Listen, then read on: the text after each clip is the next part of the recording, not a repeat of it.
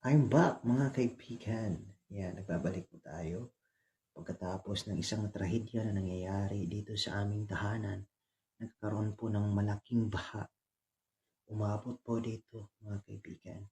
At ngayon lang bumalik yung ating electricity pero patuloy pa rin po tayo.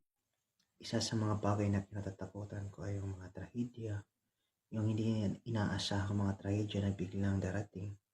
Kaya po ang lahat ng ito ay ilalaan i-entrust ko lang talaga kay Lord. Ano man yung mangyari, hindi natin hawak ating buhay mga kaibigan. Tuloy-tuloy lang po tayo para sa ating mga pangarap at maraming salamat po sa lahat ng mga nakikinig, sa lahat ng mga naniniwala at sa lahat po ng mga nagmamahal. Ayan po. Tuloy lang po tayo at ayan, maraming salamat po.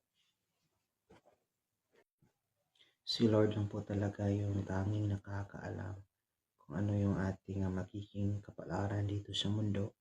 Kaya i-enjoy lang natin yung buhay na walang natatapakang ibang tao. Sapagkat ang buhay is a precious gift from God po mga kaibigan. Life is too short. So, 4 days left na po. Yan. At may mangyayari ng maganda mga kaibigan.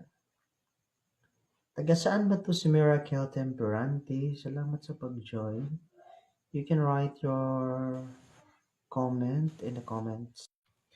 Ayan, 4 days left na lang at matatapos na yung audition sa Pinoy Big Brother Adult Edition. Kaya sa ating mga kaibigan na nangangarap sa hindi pa nakapag-audition, mag-audition po kayo. At sa mga nakapag-audition na keep on praying, keep on fighting. I know. Yes po, tuloy-tuloy tayo at walang susuko talaga sa anumang hamon ng buhay. Sapagkat kung susoko ka, ibig sabihin talo ka. Kapag lumaban ka naman, so hindi lahat ng lumalaban ay nananalo minsan. Nafi-feel din yan. Ayan, maraming salamat po sa lahat ng mga nagdaan sa ating live streaming. I really appreciate you guys. Thank you sa patuloy na pagtitiwala, pagsuporta, at pagbibigay ng inspirasyon po sa ating lahat. Keep it up guys. God bless. See you tomorrow. I love you all.